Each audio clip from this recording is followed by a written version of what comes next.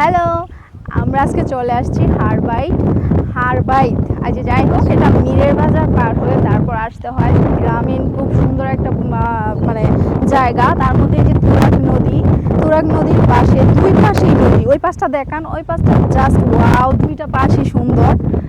ঘুরতেছি, খুব ভালো লাগতেছে, আপনাদের সাথে শেয়ার করতেছি। জায়গাটা খুব সুন্দর আর প্রচণ্ড বাতাস, গরমের মধ্যেও মনে হয় বাতাস থাকে।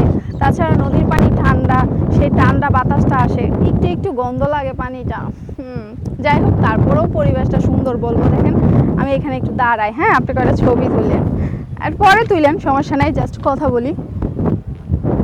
আসফিয়া, তুমি এখানে দাঁড়াও।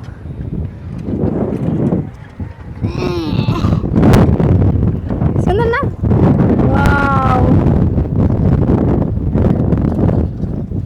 আমরা নদীর পানি, এই যে সামনেটা দেখেন কত সুন্দর না, খুব ভালো লাগতেছে।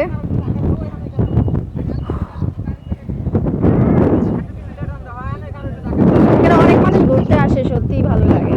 তাছাড়া আমার কাছে বাতাসটা অনেক ভালো লাগতেছিল।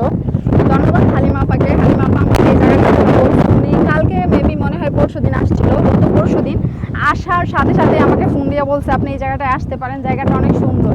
আমি বলছি কোন জায়গায়, বা হারবাইট আমাকে ঠিকানা দিচ্ছে, আমি আসলাম আজকে। তো হালিমা আপাকে ফোন দিয়ে ধন্যবাদ অবশ্যই জানাবো, স্পেশালি কারণ আমাকে এত সুন্দর একটা জায়গার ঠিকানা দেওয়ার জন্য। খুব ভালো লাগতেছে পরিবেশটা।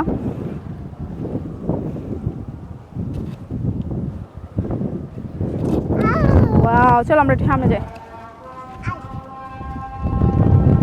যাক, আজান পড়ে গেছে, ভিডিওটা এখন কিছুক্ষণের জন্য